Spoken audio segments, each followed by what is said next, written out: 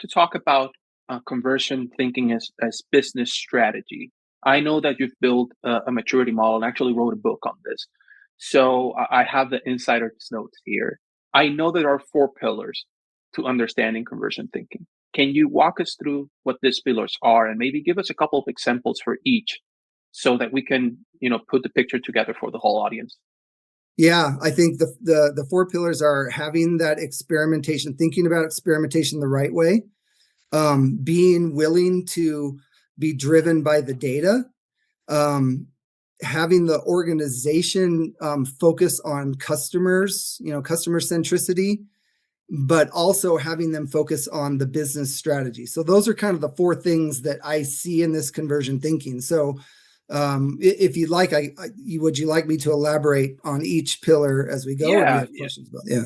No, let's just spend a few seconds on each. Maybe draw some examples from your experience working on, because I think we neglected to mention your experience has been very, very interesting. You work with FedEx. I believe you work with Disney as well. So you have the authority to speak about this. So why don't you just give us a few examples for each of these pillars where you think things have fallen off or things could have been improved at some point? Yeah. So problem number one is the experimentation mindset. And I see across the industry, a lot of people do not understand how to think about experimentation or conversion rate optimization. They think in terms of tactics. They think in terms of how many, these things are important, but they get focused on how many tests we run or win rate or how do we validate our ideas, or how do we, and what you need to change the thinking is, this isn't just a tactic, this isn't just a validation step, this is a system or a methodology. So you have to start thinking like a scientist, asking yourself what if, developing hypotheses and being willing to be wrong and willing to put yourself out into unknown paths to try new pathways. That's the experimentation mindset. Number two is being data driven. This goes to, a lot of people will run experimentation programs, but I've seen a lot of times where they don't really want to abide by the data.